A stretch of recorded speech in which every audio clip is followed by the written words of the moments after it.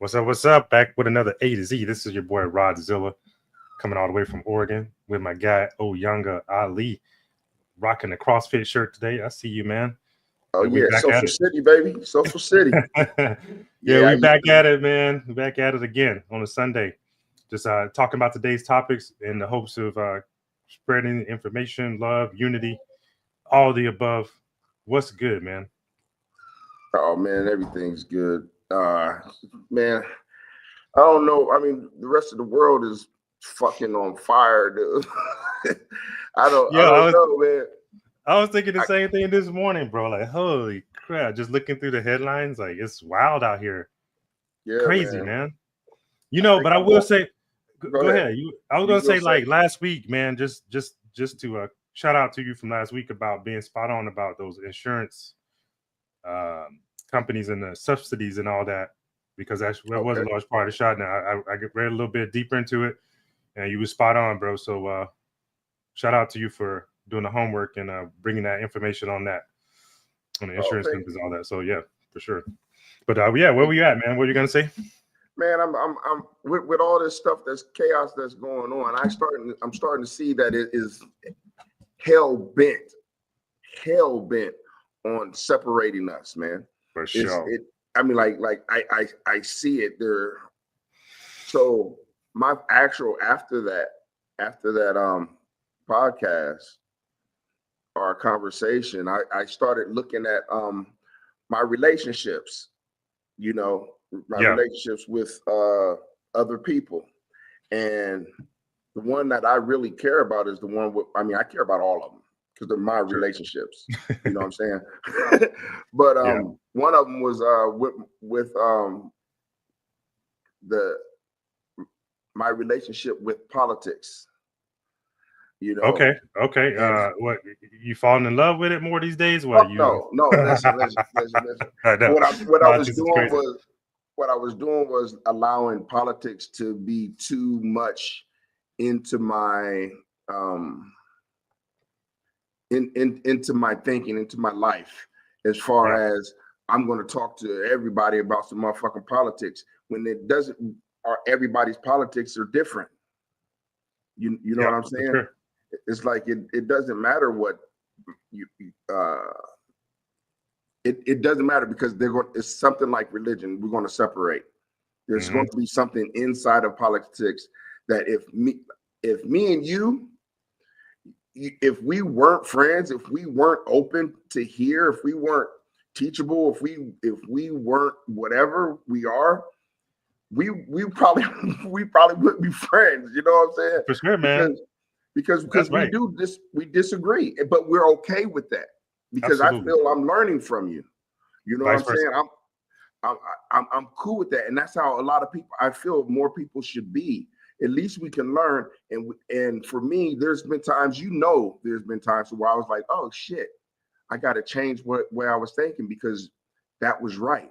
What you And you said. know, I appreciate too you because you always call me out. You'll be like, you know, right, I gotta disagree with you on that, and I appreciate that. And it always lets me sharpen my tools, you know. Yeah, And yeah, yeah. I yeah. didn't mean to cut you off, but No, it's cool. It's cool. But uh, like even if we don't change uh to agree fully, yeah, there's still something that's like, okay, I see that other people see it from this way. no doubt. Okay, and if I still may not agree, but at least I know there's one other person. And if there's one other person out of the 7 billion people that are here that think this way, there's got to be at least 2,000 more that At think this least way. you know how I'm always on the etymology and the words, bro. And that word politics in and of itself is rooted from the word pole. So it's putting people on poles, different poles, mental poles, and that's what it's all about, really. Because divide and conquer is what I feel.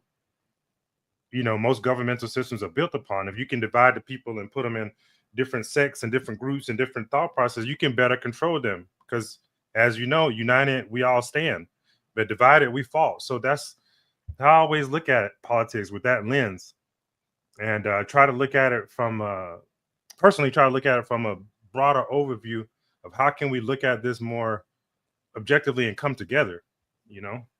Yeah. And I had a conversation with somebody, and I actually had to say "fuck you" to him, and I don't normally do that. Hey, about politics, dude. What? Yeah, man, I did it out of hate. And I did it out of hate. If that person was standing in front of me, we would have been fighting. Oh, this was over the phone, a phone combo? Yeah, it was over a text. It was a texting conversation. Man, so, how you get off, dude? I'm sitting there. Okay, so I'm sitting there having this conversation. This story. No, well, I ain't gonna get too deep into it. Okay. But I was having a conversation, and this person believes that I like Trump, right? I mean, that I'm a Trump lover. I mean, lover.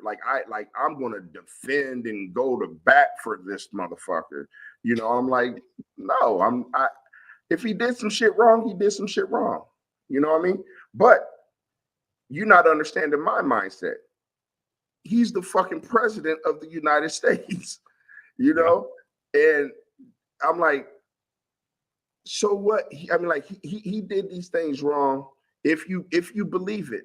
But I understand politics. I understand all these motherfuckers was his friend until he became president. You know, they was talking about the Jeffrey Epstein stuff, right?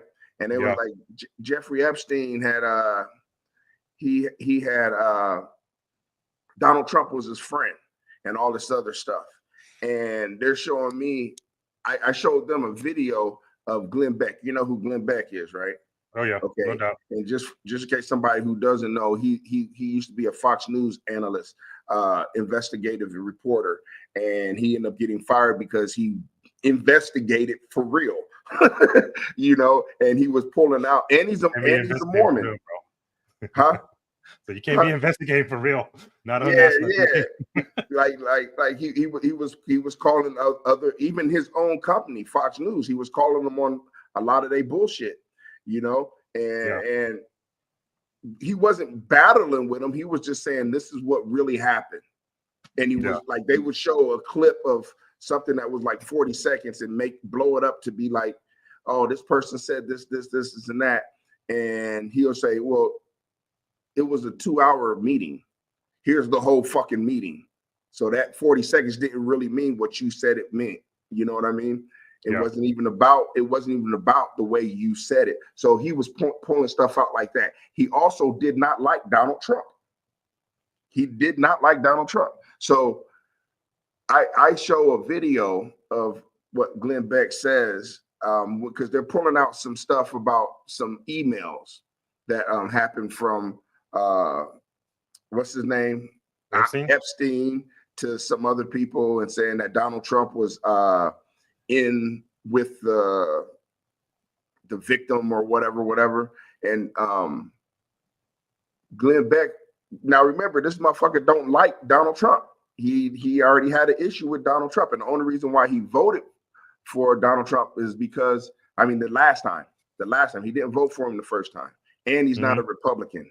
He became an independent in 2015, but he voted for him this last time just because he said, if Camilla gets in, the Conservative Party is done in the whole United, like it's done. So he only voted for him to conserve to his idea. I'm not standing on his belief, but his idea was, if you vote for Trump, to keep the Conservative Party alive.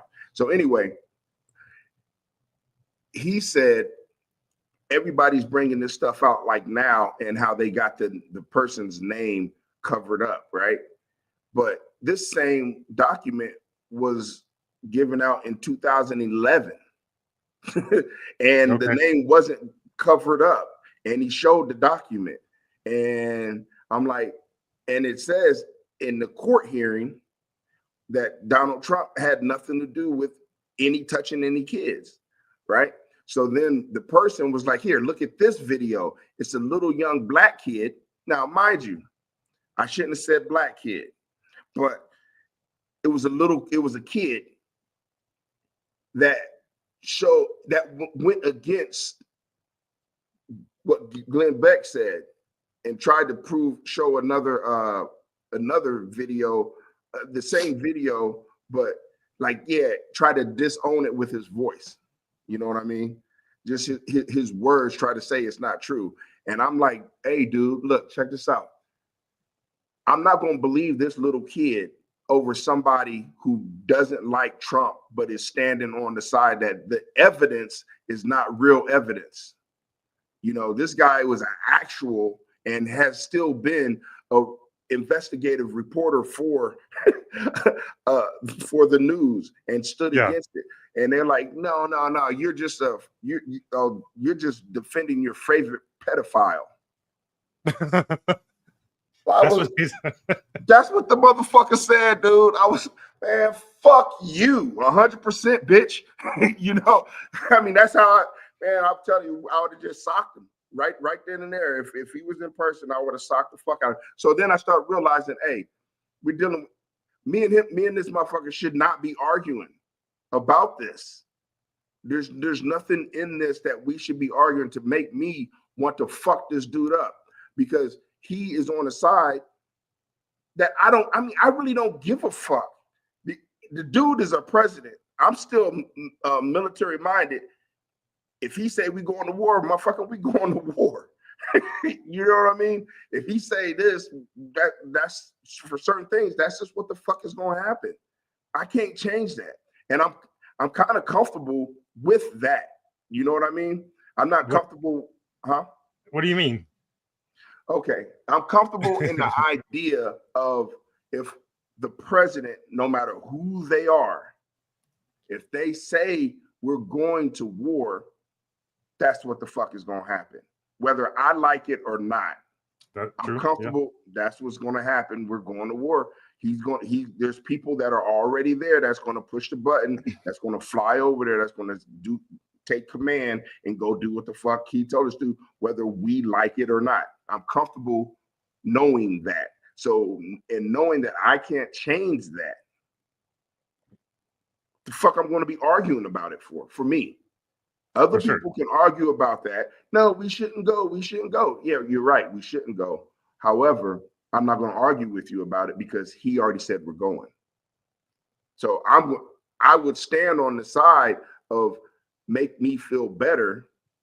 We're already going. What can we do now? I'm not going to stand on the side of, we shouldn't go. Now we got to cause all kinds of mayhem because we shouldn't go. Motherfucker, we already over there. We're all okay. I hear what you're saying. You know, so when they're talking about this Jeffrey Epstein stuff or anything in politics, we already know this here to divide us. Is made to divide us. That bird is going in the direction it's going to fucking go. Whether you're left wing, right wing, it's going that way. We shouldn't be arguing about it. We should just see it. Let's see which way the bird is going. Yeah, I mean, I kind of agree with that, and you know, it's an interesting thing that, you know, like you say, let's say the president decides we are going to war. As a person who doesn't want to go to war, you live in the country, all you can really do is look at what's going on, see how you best fit in and how you can survive as an individual, as a family, as a friend, the people who you care about. Because at the end of the day, there's very little that we have control over in the realm of politics. Very little. If any. I'm not even sure any. I mean, people argue that, you know, local politics, you have more sway, you have a little bit more influence with your vote, but even that is so heavily influenced by the federal politics that it's hard to even say how much control you even really have with the vote, you know?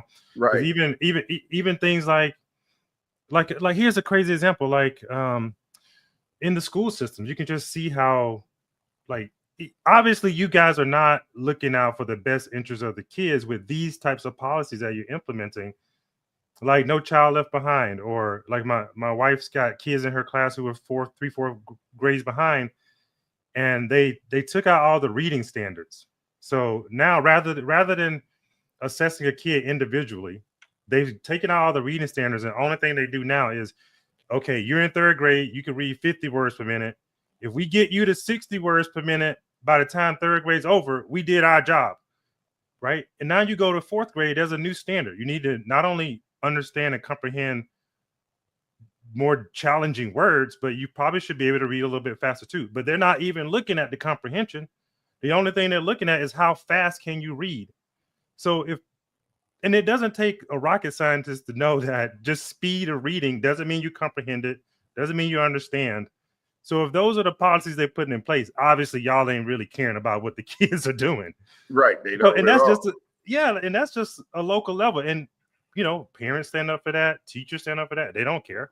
They're still just pushing this type of policy through. So even on a very local level, you have very little control with what's going on. So right. Yeah, it's just wild, dude. And I agree with you in this sense. And this is something I'm going to bring it a little bit smaller, but keep it in the local area. At your wife's school, are there more, or maybe not more, but I don't know exactly how can I put this? Okay, fuck it. Are there more substitutes than regular teachers? Are there a lot of substitutes in her school? I wouldn't say there's more. I mean, there's a lot because teachers just don't want to be there, so they're calling out more. They're calling out more. They just, even my wife doesn't want to be there as much. So she's like, well, I'm going to take more advantage of my sick days. So, yeah. So it's just, I wouldn't say more, but it's certainly like probably a higher percentage than there used to be because the regular teachers just feel like they're not being backed, they're not being heard. Yeah. So and that is by design. I told Vanessa before, like when Barack Obama got into the presidency, after his first State of the Union address, when I told you, remember when he during the State of the Union address and education came about up, education versus training. Exactly. When he never said the word educate, he only said training. I told Vanessa, I was like, they're getting ready to kill all of y'all teachers. The education, they have slowly started it, but now they're doing it. They're going to ramp it up hardcore. And she didn't like it. She felt offended because she's a teacher and she loves teaching. And I was like, they're doing it. And what they're going to do, they're going to force good teachers out. Correct. They're going to force you out, and they're going to bring in people that just want money. They're not going to give a fuck about the curriculum. They're not going to understand what the curriculum is or how the curriculum will benefit people in the future. They're just going to teach the curriculum. And that's what the fuck is going on all over the United States. And absolutely, I see it here because Vanessa's school was one of those really good schools. Mm-hmm. Down here, it was a really good school. Now, they're like, I forgot. It's a large number of teachers. There's a large number of teachers that are not there. So the school is being supported by all substitutes. They're long-term substitutes. So they're like this substitute is going to be here for a year, the whole school year. That's not a fucking substitute. No. Yeah. Yeah, you're right, bro. You're right. So they're getting them on money, but then check this out. So these people who don't really give a fuck about the curriculum, you know what they're doing? They're pushing the principals. They're moving the high. You got so much people at the bottom now that don't give a fuck about the curriculum. They're moving the higher people out. They done already scooted the regular good teachers over or out. Now they're moving the principals out because these people are all about me. Why did you talk to me like that? Why are you doing this to me? Why are you telling me I have to do this much work? Bitch, you a motherfucking teacher. let me tell you what this scenario happened in my wife's school, bro. Okay. My wife, like I told you, she's a fifth grade teacher. And she's got kids in her fifth grade class who are still reading second, third grade level, right? Right. So on the report cards, they have to, the third and fourth grade teachers have to mark if they taught a standard if they tested a standard, right? These teachers marked they did not even teach the standard all across the report card. I saw it myself. Oh, They wow. didn't even teach it. So my wife goes to her principal, hey, I was looking back at the report cards and I noticed, because I have these kids in my class now, they're getting ready to go to middle school next year. I need to bring them up to standard, right? So they can go on to school to 6th grade. She said, I look back at the report cards and I see that they didn't test the standard in third grade. They didn't even teach the standard in 3rd grade. You know what the principal told her? Hey, What you tell her? I talked to so-and-so, whoever the teacher was, and she said she felt threatened by what you said to her. So You see what I'm saying? She got in trouble for threatening because she looked back at the old report card. Like, that's that bullshit. That's what I'm saying. They're killing. yes. They're killing our children, dude. Yes. They're killing. Yes. It's crazy. First they made them bitches. Now those, and I mean that. I mean that. From the standard when we grew up. Of course, we weren't allowed. They didn't condone fighting in school, right? But they didn't punish the person severely that was getting bullied. Right. It's like, oh, you were allowed to defend yourself at least. A little bit, yeah, but you still might get in a little bit of trouble, but they're not kicking you out of school because you defended yourself. They kicked the bully out of school, but you might get detention because it was still a disruption in the school, right? Now, I don't even know what they do now. The whole family go to jail. Fuck it, I don't know what they do now. They don't do anything at all. They don't do it here. They don't do anything at all. Oh, so they're just no discipline. But see, but I would prefer that. I would prefer that. Okay, now you bullying my son. My son beats up the bully or fights and defends himself against the bully, and nothing happens. Okay, cool. I can dig that because that would still be less school shootings. Most of the school shootings is because if I fight this motherfucker, I'm going to get kicked out of school, and I want some education. You know what I mean? So I can't fight. I'm sick and tired of this. This motherfucker keep bullying me. I done told so, I mean, you understand the process. Yeah, for sure. Yeah. Nobody's doing anything about it. I got to take matters in my own hand. Exactly. But so they got those children now becoming teachers. The ones that couldn't defend themselves against bullies. Now they all soft, just like they did in the fucking army. The Mothers of America made the Army have those little timeout cards that they scooted over to the fucking Marine Corps, and the Marine Corps, thank God, threw that shit in the trash. Oh, I'm in boot camp, but you're stressed out me too hard. Oh my God, I can't do that many push-ups. That's what I'm saying. That's the part I'm talking about, is by making us bitches. You see what I mean? Sure. And I mean that in the most disrespectful way possible. Because it's not nice. They're making us soft. They made us soft so that they can go ahead and do this to education. They're doing it in education, and that is flowing over to how we treat each other at the same time. At the same time, everything has got to be about me now. I don't care what you think. I'm not going to be open to you. I'm not going to be open to you. I was talking to this motherfucker about Donald Trump, right? And I'm telling the person, they was talking again, Jeffrey Epstein. I'm going back to that same thing, and I was like, it was like, yeah, he touched those kids, and I'm like, didn't you ever have a friend that you said, okay, I'm not going to be your friend anymore? Yeah.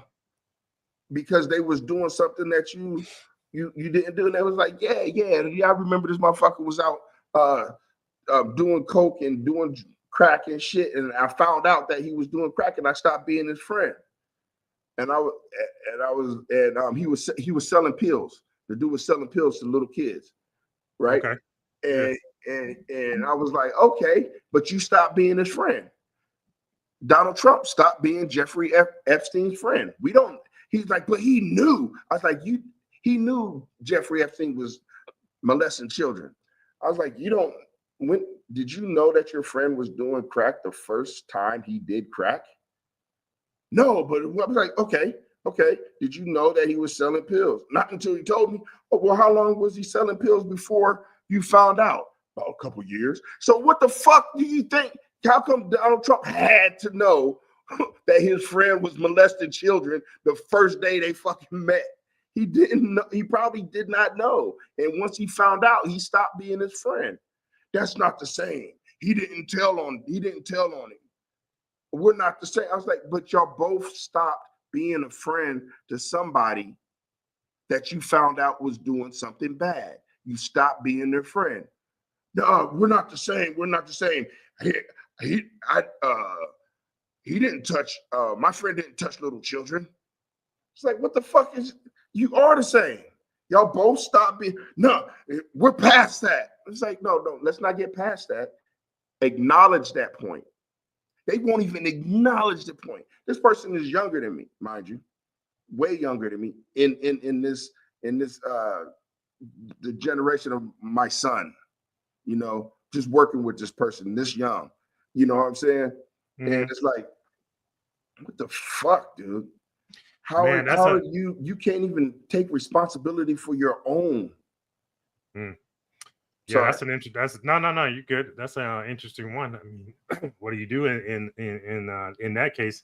I guess what they're saying is pedophilia rises to a level of crime that may be inexcusable. It could be inexcusable, and I don't mind that if it's inexcusable, right? And I stand on this. It could be inexcusable, right? But punishable and punishable. But as far as for people who don't see the before that, they said this person, because this person hung around a pedophile, he had to know that person was a pedophile, right? That's what it says. He had to know the person was a pedophile. So that makes you a pedophile. And the idea of you being a pageant leader going into the back office of, you know, the dressing rooms, because Donald Trump did that shit. He went into, he stated that out his mouth.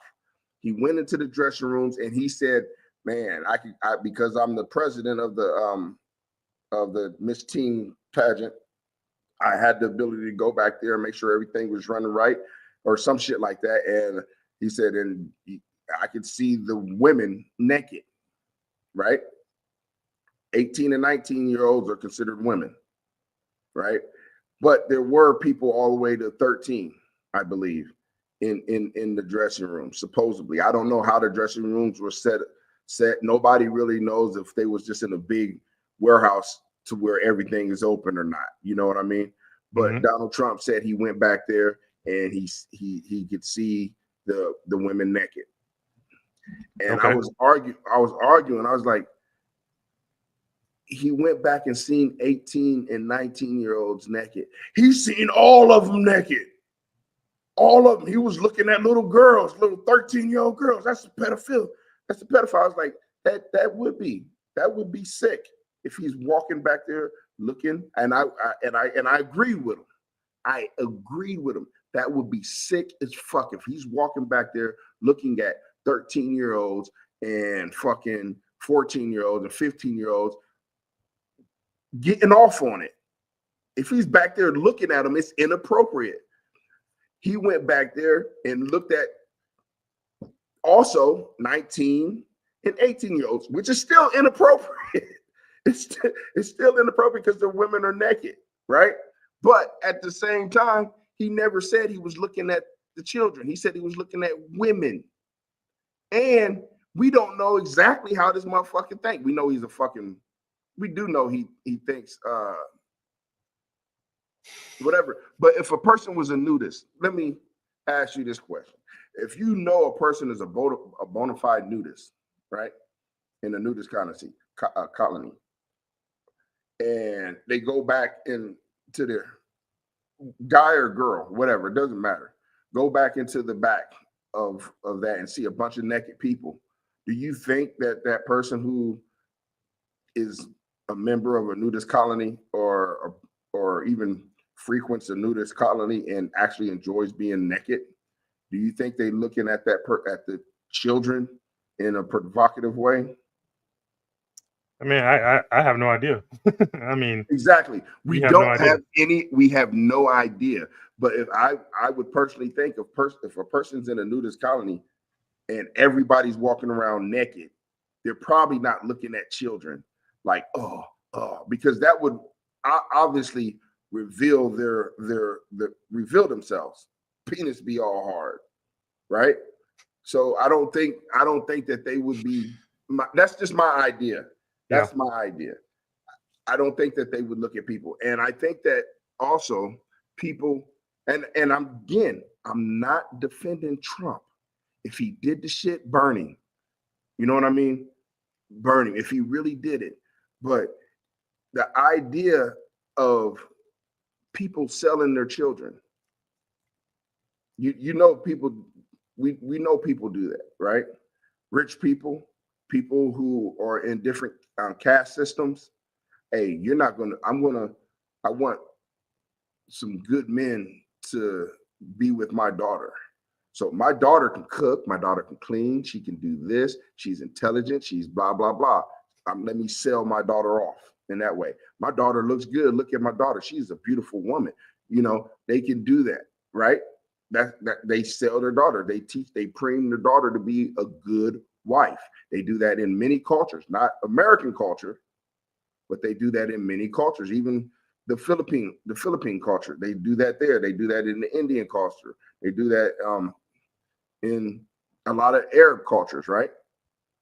Yeah, sure. So we don't know their mindset because that's not how we do things. But that could be looked at, that's obviously looked at by some people as pedophilia because a couple people that said that, yeah, Donald Trump was trying to fuck his daughter. I was like, well, that's pretty bad and nasty, but maybe he's of a class to where he's just selling his daughter to another family, because kings did that too. You know what I mean? Yeah. I need to make these ties. Look at my daughter is beautiful. This is the one I'm holding up, not this other one, but this one I'm holding up. You know what I mean? We know that to be a thing. So I'm just saying, I said all that to say this: we don't know everybody's mindset. We don't know everybody's level because we're not on certain levels of thinking. Yeah. I mean, that is true. I mean, it's hard to know you can never know what someone's going through, what they're thinking, what their true intentions are. I mean, all you can do is take them at face value, and you always feel and it's always filtered through whatever your thoughts and beliefs are. And that's just how it is. I mean, I don't think there's any other way to know that you see the world other than through your own reality, right? Other than your own thoughts, your own filter. Exactly. But that being said, I mean, I guess you can say there's certain things that you just instinctually know are right or wrong or tolerated or not tolerated. I think we all have like a moral compass in a sense. I think you'd be wrong too sometimes too. No, I'm what? So you saying I'm wrong with that? No. No, you're 100% right when you're saying a moral compass. But I think it's different. Yeah, it's different. Yeah, because a conquering nation, a conqueror person, Genghis Khan type mind, those conquerors, compared to a person who lives in peace, moral compass, they're like this. Oh yeah, without question. It's I guess a more individual thing as to what it is, but I guess also like I think sometimes you override the natural tendencies of what the moral compass is that you're born with, in a sense. So what I'm saying is, like, we inherently probably all know you shouldn't just walk up and put a gun to someone's head and pull the trigger, but that doesn't mean you won't override that tendency after being exposed to certain things or certain thoughts over a period of time. You can kind of override it, and that's what makes us humans, I think, is that we have that ability to be able to override what seems natural, which is why we do so much unnatural shit. Yeah, we'll just leave it at that. Well, I got a question for you. Sure. This is going to go back to. It's going to go back to this. It has the ability to go back to what you just said. Let's leave it at that. I'm not leaving it at that. But okay, so all right, we're gonna have to definitely put this one on the not for kids version. Okay. But go ahead. So when hold on, let me get a pause real quick. Go. Man, I don't know. Ali taking us somewhere where I did not expect the convo to go today. That is for sure. But I guess it's adult topics, things that should be discussed. I mean, because there's a lot of I know there's a lot of sexual misconduct and pedophilia going on in the Black communities that doesn't get discussed too. But go ahead, man. What are you gonna say? Okay. when back in the idea, because we don't know how true it is, some people believe it's 100% true. And the idea of Adam and Eve, right? Back in the Garden of Eden, the animals were like walking around freely. The lions were kissing the giraffes, and the giraffes were rubbing on the mice.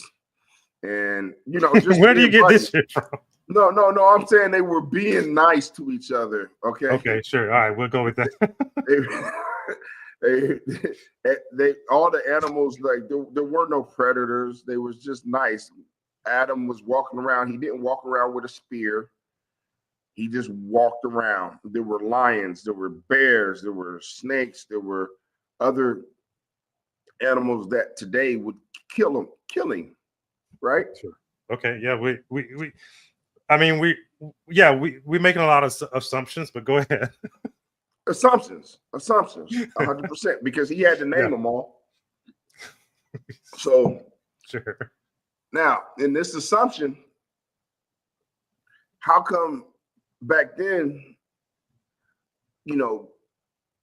when did those animals, what did those animals do that were so bad that now these animals have to eat other animals? What did these, because if it was a paradise, that means these animals didn't eat. The lions weren't eating the other animals. You know what I mean? The tigers weren't eating other animals. The little insects weren't fighting with other insects and eating them. You see what I mean? Well, what happened to make these animals?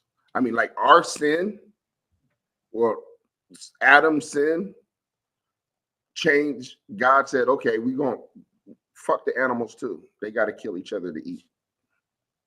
I think it's more.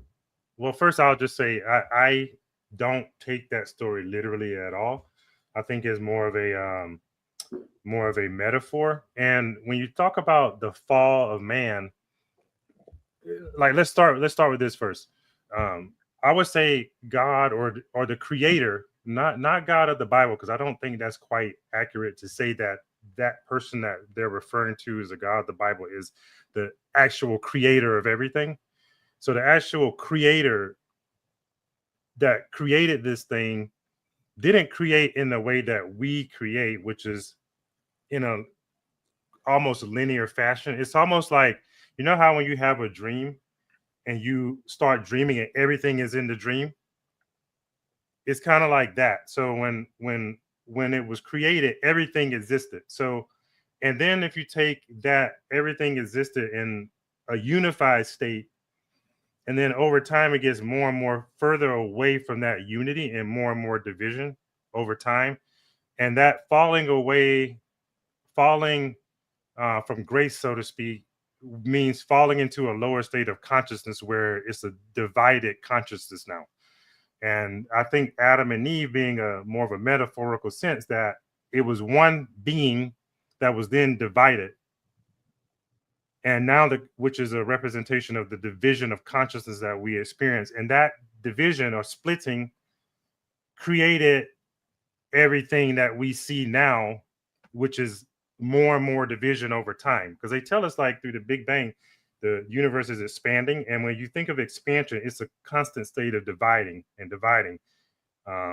So with that, you create, once things get divided, now you have the possibility for negative and positive experiences to be experienced. So when an energy is created, you have both of those. So you have the unified on one side and the total division on the other side. And that yin and yang is what keep this reality going. So I think it's just as a state of consciousness, because man is the consciousness that controls and names and keeps everything going, in a sense. So when the consciousness of man gets divided and we get into these quote unquote sins, or which is basically a lower sine wave or a lower frequency, and we start consuming in division, the animals take suit and take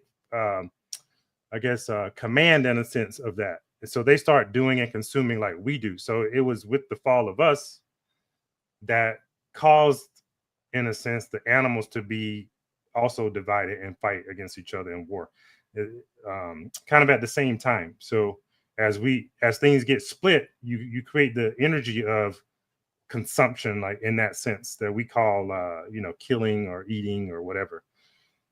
So that's kind of how I see it. I don't know if that made any sense, but that made a lot of sense. I like that angle. I like that angle. That's a good way to describe it. I won't be able to spit that back, but and if you see, I'll just add on a little bit to it, and you can see how the further and further we go in time, we see more and more division happening, right? And you can see, like, here's an example of, like, back when we were kids, there were just man and woman, and then we started getting more homosexuality, and then we started getting more now the sexes are being divided even more and more and more. So as we get further and further down the timeline, there's more and more division, even of the sexes that started with just male and female. So and that's a direct reflection of the consciousness that moves further and further away from God or unity into more and more division over time. But after a while, the division will turn back into unity, because that's just how it goes. It's cyclical. So we'll see at some point. That's why they always show us in the heroes' journeys in the movies that unity will triumph over the evil, because the evil is also derived from like devil, the devil, D-I-V, D-E-V, division, devil, dividing. It always gets conquered by good, which is good is also another name for unity or God. So eventually everything will go back to a unified state, and then the cycle will repeat again. So it's dividing, and then it comes back together again in a cyclical yin yang fashion. So that's why they use the spinning all the time. Correct. The spinning thing, because it comes back together, then it spins full back circle out into chaos, and it comes back down. Everything goes full circle for sure. Mm-hmm. Okay. And that's why we can have faith in, good always conquers evil, because in a sense it has to always go back in the cycle. And I think they even say it in the Matrix, like the Matrix. I think we talk about this all the time. It's been recreated and destroyed multiple times because it's a cycle. Time isn't just linear like we perceive it. Everything is happening all at once, and it's also going in cycles like nature does. We got winter, fall, spring, summer, so on and so forth, and it just keeps repeating. And that repeating and repetition is what creates infinity.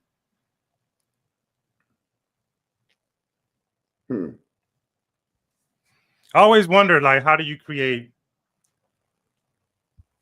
infinity or something that's going over? It's because it gets recycled, just like our environment, right? The rain falls from the clouds, it goes to the ground, it evaporates up, and it comes back down. It's the recycling of energies over time that creates infinity, not like a linear infinity like our minds try to grasp when they give us a linear timeline. It's just a constant recycling of things. Right, and that I think that's why we don't have perpetual motion cars or cars that don't need anything, because everybody's thinking linear. And the reason why I'm saying that, because with all the information that we have, at least about Tesla, about anything, Nicola? like Tesla is no. So just talking about the car, just the Tesla car. It has a nice battery on it. It can go, it can move, and do all that other stuff. But you have to charge it all the time, right? Correct. So, and for me, my thought is, no, you don't. You don't have to charge it all the time. That freaking car. This is the dumb shit. So the car charges as when it breaks, right? It a little bit of charge happens when it breaks. That's the dumbest. That's right? the dumbest idea. That it's stupid. Because do you remember? I haven't seen them in such a long time. Do you remember when people used to have lights on their bikes? Hold on. Like a headlight, like on a car? Yeah, but it was on a bicycle. The kinds you could just mount up there? Yeah. Yeah. Do you remember how a lot of them was charged back in the day, because it didn't have a battery? Wasn't it charged by the pedaling? Yes, it had a little rod that had the little wheel on it, and you would push it up against the tire. So when you're riding, it creates electricity. Not when you're fucking stopping, but when the car is in motion. I mean, when the bike was in motion, it created energy to charge the light. Okay, there's a battery on this Tesla. There's 4 wheels on the Tesla. They can attach something to a wheel if they need 5 or 6 of them. They can create a engine, a motor that can rub up against the wheel. I mean, now this is so crude. They can do it better than what I'm saying, but sure. They could. Yeah. They know how to do that. Yeah, they could put that same thing with a better engine or motor on each wheel to charge the freaking battery, to keep a battery at a medium charge. It won't go lower than this charge, or charge it up, and then it will come off, and as it drops, it can get back in, keep it charged. So you can go forever. Correct. But they want to do it only when you're stopping. You don't stop if you're on the. They need something that if I'm going cross country, it should be charging. Correct. And it's a very slick way to play on the psyche of the humans, because our ancestors back in the day were able to create perpetually powered things. Yes. But now that they've gotten us away from how our ancestors thought and put on this linear thinking model, they need to reinforce that same thing in our psyche, that things die, that things can't go on forever, and that's what we have. It's a mirroring of what's happening in the consciousness that's been planted. So they create things that can be destroyed.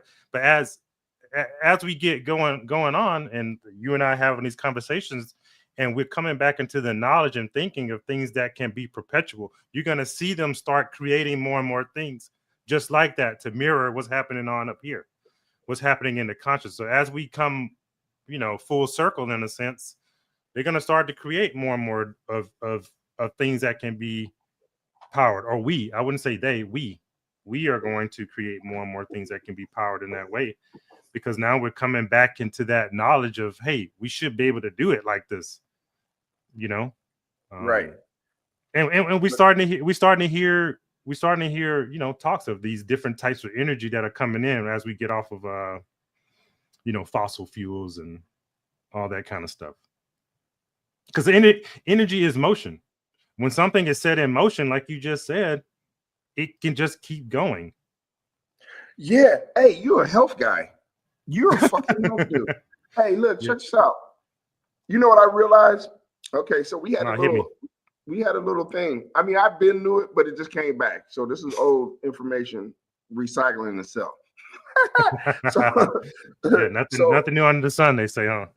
right. So I ended up getting challenged in one of the groups that I'm in, and it was like a couple days ago, and I think it was on Thursday night. Thursday night, they said, okay, Manhattan is 13.4 miles.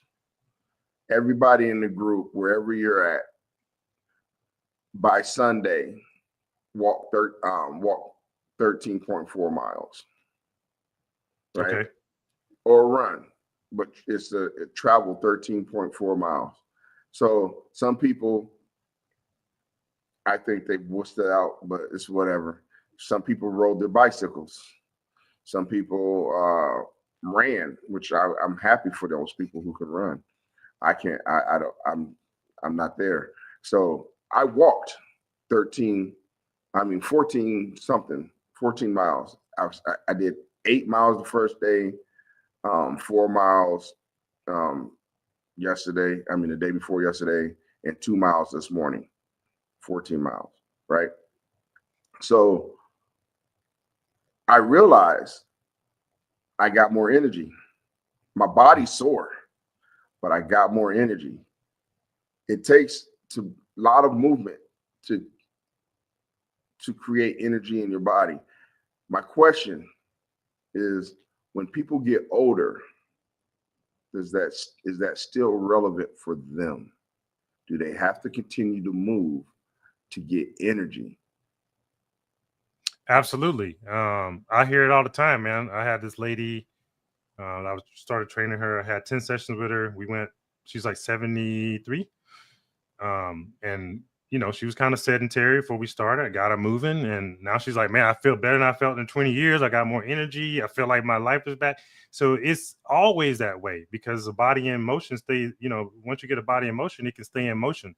And that's why movement is so important, because you're not just moving your body, you're moving the energy within the body, and then the energy within the body moves you. So, and it just keeps going, because you have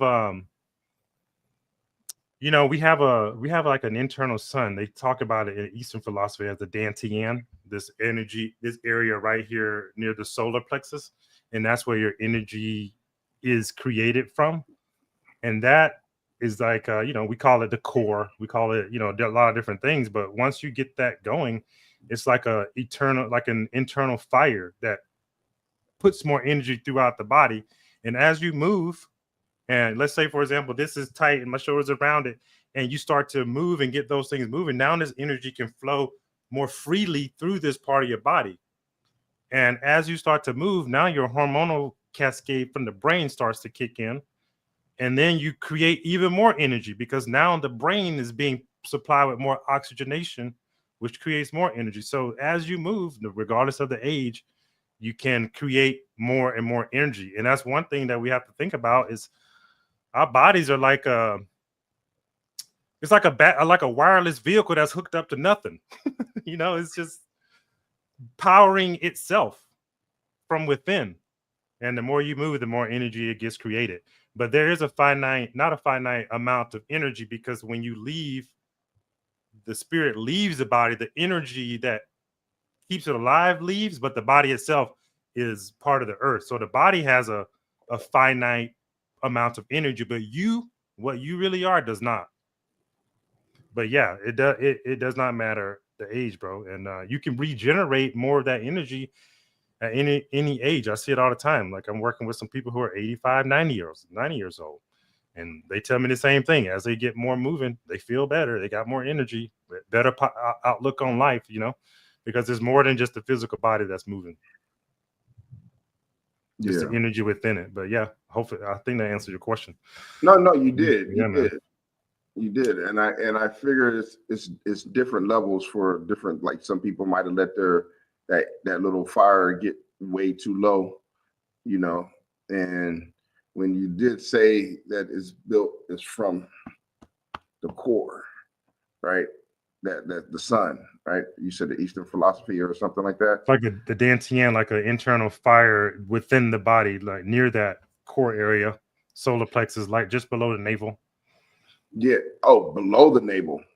Yeah, inside. Some people will call it like where the Kundalini energy is stored in there, and you kind of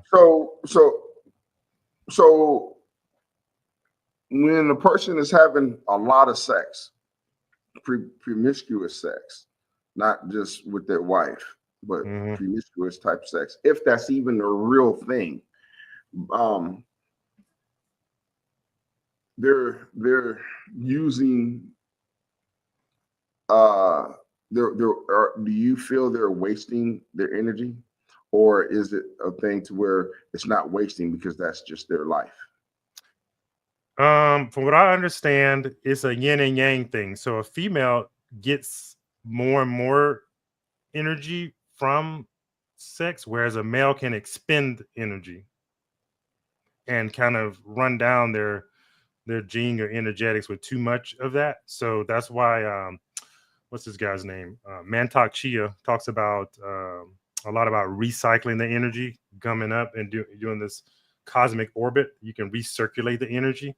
Yeah. Whereas a female, she can orgasm and have as many of those, and it's energizing for her. But a male, he has an orgasm, he wants to go to sleep.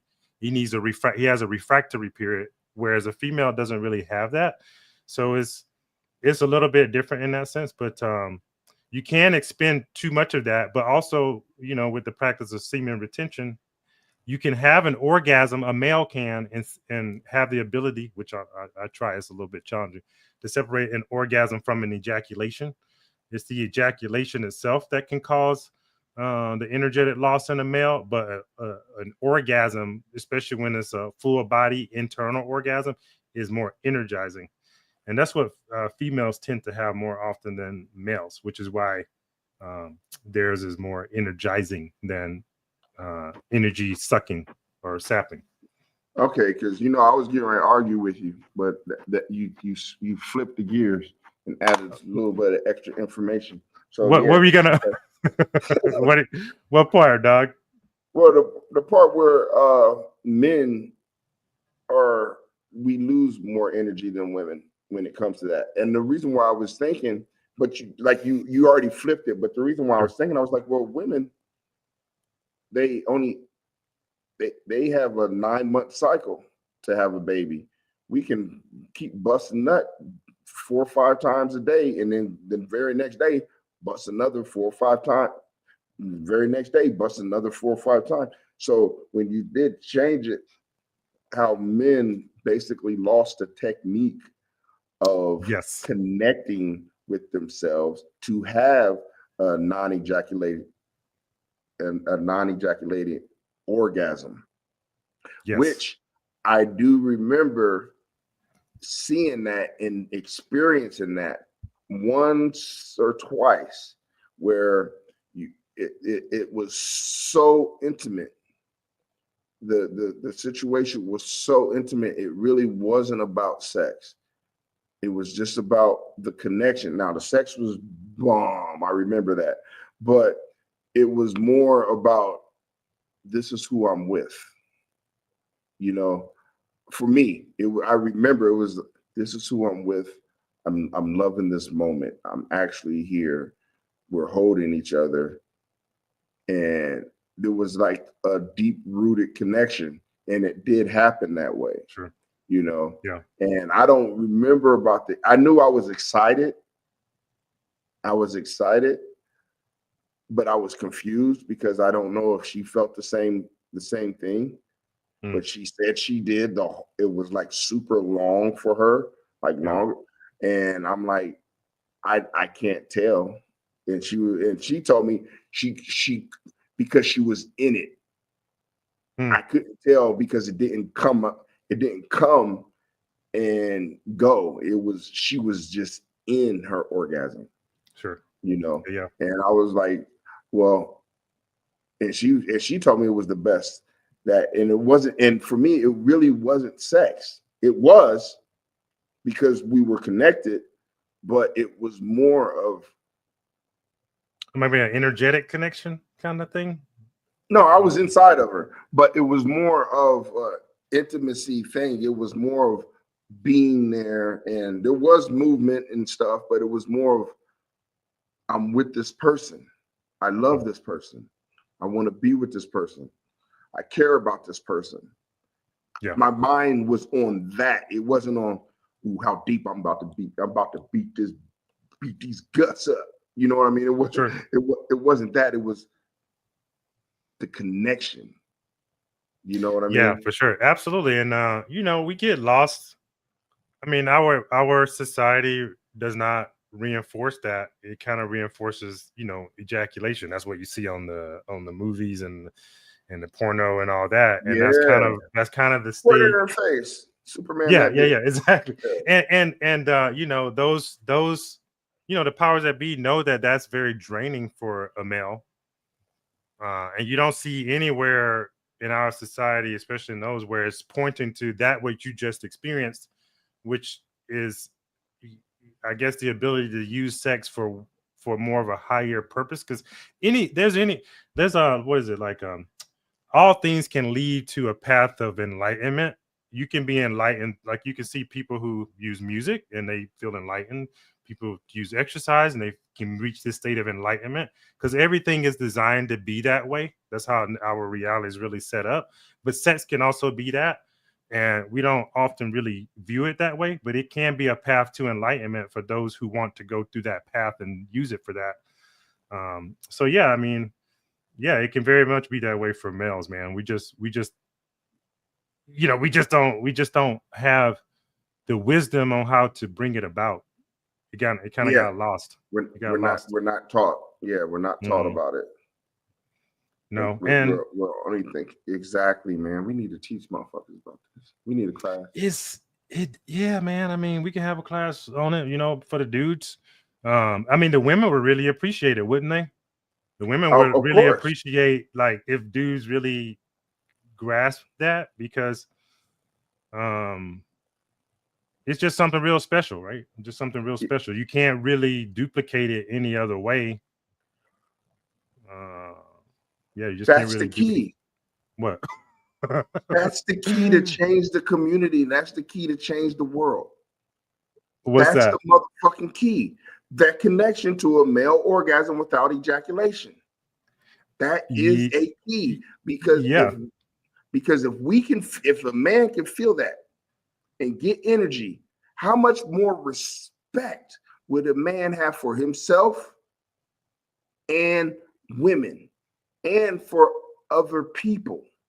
Because Sure. if he has that enough for man, not a woman, but a man has respect for or understands connection that deep, Yes.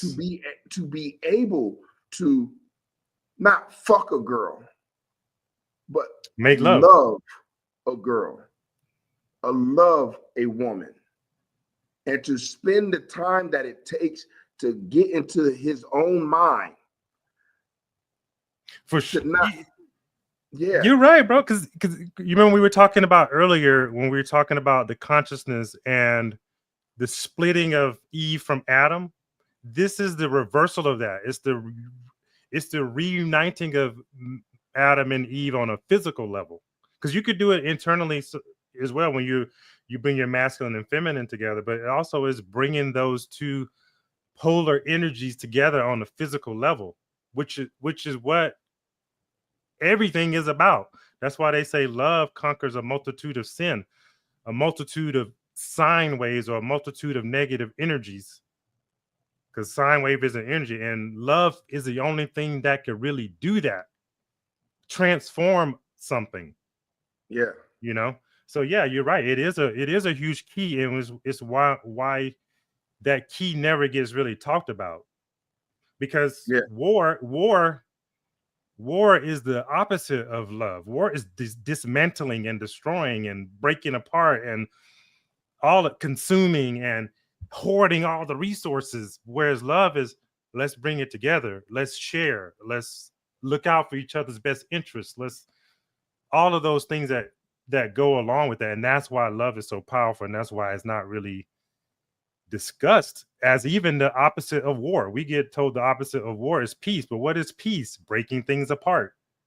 The opposite of that is wholeness, bringing things together, which wholeness is the uniting of the masculine and feminine on all levels, the polar energy. Right. So yeah. And when you stand against war, you're fighting. Yeah, and that's how they get us in this word salad, right? Just using words that keep us consistently disconnected from what is the true power. And there's only the true power of love that can really transform something, right? Because love will make you understand someone else's viewpoint. Love will make you have empathy. Love will make you do all kind of things. Yeah. 100%. So that's what men are missing. Men are missing. Hell yeah. I mean, well, not just love, but that, because that's a primal. That's that lower chakra. That's that primal energy that we're missing the control of. If we can control that, if we can get more men to control that thing that we has switched over to lust. You know what I mean? It went from love to lust. It went from making love to fucking.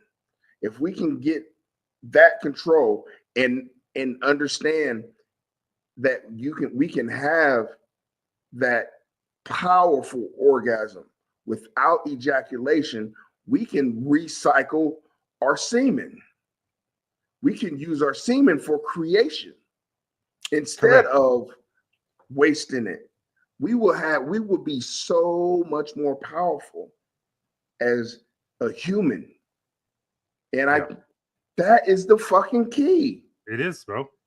No. I'm thinking that's the key to our superpowers. Yes, absolutely. I'm agreeing with you when they say recycling the energy, like what is it called? So the Christ energy, right? They talk about a chrism or anointing. They anointed my head with oil, my cup runneth over. They're talking about recycling this energy so it hits the pineal gland and then the light goes off, so to speak, or your cup runneth over and you become full on the inside, which gives you the power to create like a god, right? So now your eyes are open. They said when this chrism of this energy goes across the pineal gland, they say that's the only place that God was actually seen. He says, I seen the face of God, and it was seen at the place of pineal. It's talking about the pineal gland where this energy goes across. That's when you realize your God power. When you can recirculate this energy through your body. Instead of just wasting it and shooting it on the carpet or couch or wherever the fuck you at. You know what I mean? Or even just wasting it in a female. Correct. Or the other places the homosexuals wasted. For sure. Yeah, man. It is a huge power, man. It is a huge power and a missing piece of it's a missing piece, bro, for sure. And thank you for sharing that with me, because a long time ago I knew that when they talked about semen retention, like this is like back in 2000 to like early 2000s, early 2000s. I was talking to people like, hey man, you can't bust a nut. Don't bust your nut. It wasn't so much for the semen retention.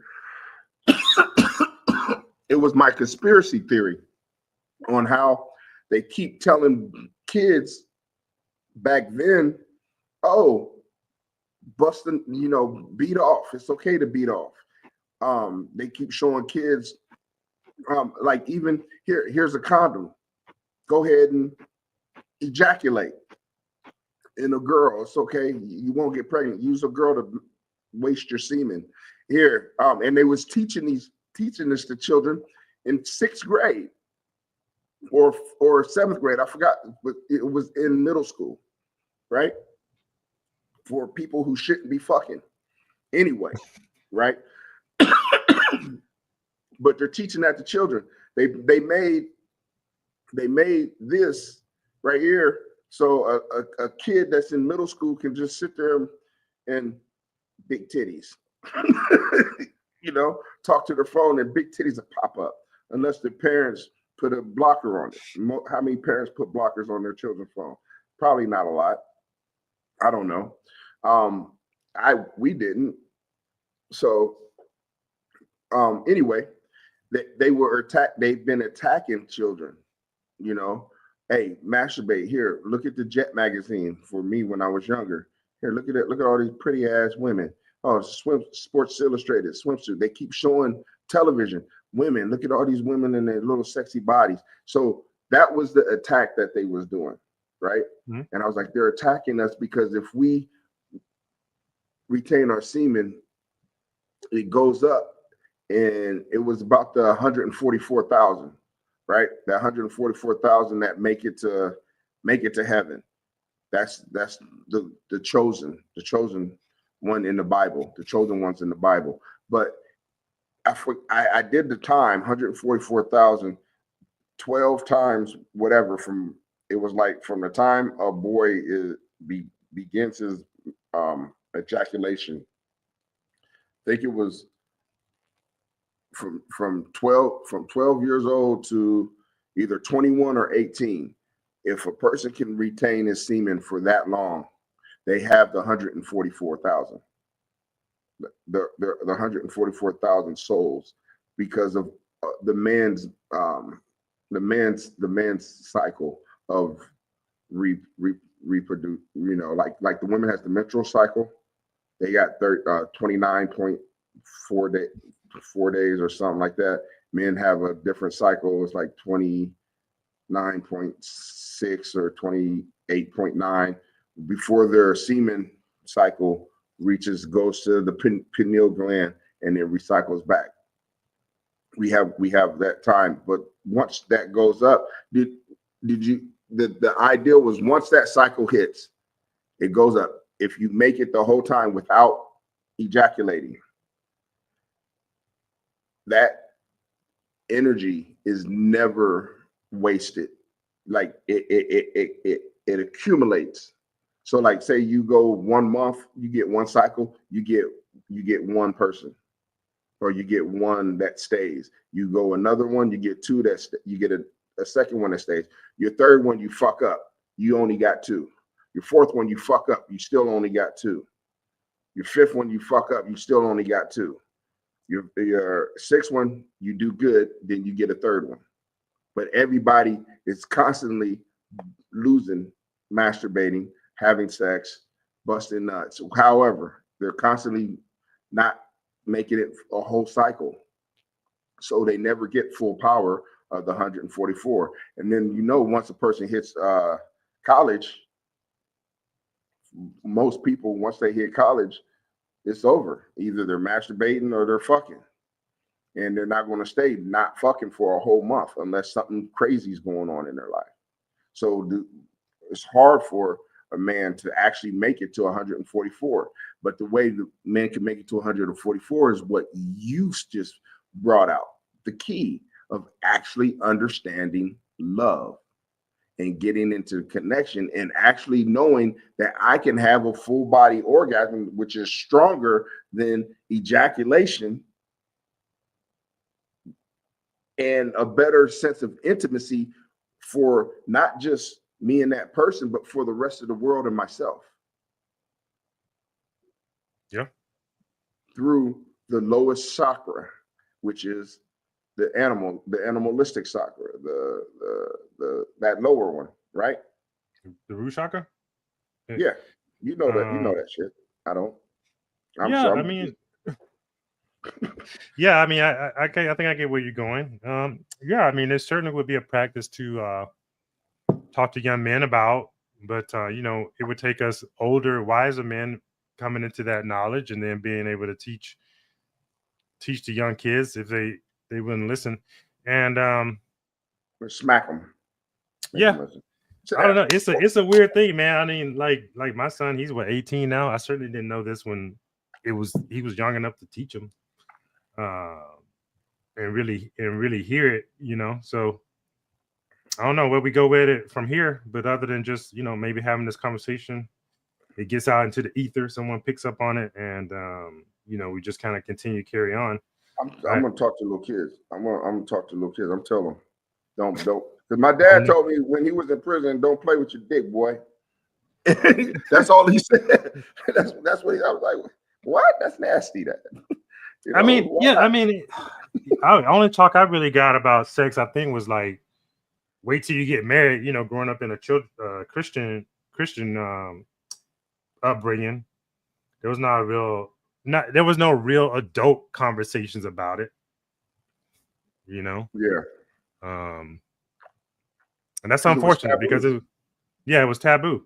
And then, you know, that brings about shame and guilt and all the other emotions that kind of keep you stuck about sex. So yeah, it's an interesting topic, man. Interesting topic. Yeah. So how you feeling? You want to keep going, or are you done? I got about, we want to go like 5-10 more minutes. You got something else you want to go? Go with it, or we can wrap it up. Cool. Yeah, we can wrap it up. If you want to, or we can go if you got another idea, because I think if we don't extend, if we hit another topic, we're gonna go. Yeah, we're gonna go forever. Yeah. I say we call it then. We can go forever. Yeah, man, we can go forever. So I mean, you wanna end us on a, what do you call it? A review, a recap, and then just call it. Okay, let me go ahead and try this. Fuck it. Here. Yeah, so, just like hit us with a quote or something. Send us off. All right. So, I thought not so much a recap then, but I just would like to say, you know, we should experience love in a way that is going to change the world and keep us at peace with each other, and not even so much as at peace. I forgot the word that you said. Wholeness. And wholeness. Just love one another, love yourself, love the person that you're with. Yeah. That's it. I like it. For sure, man. Like Ali said, just love each other. See some common ground. You know, it's so easy to pick apart someone else's thought process or whatever their beliefs are.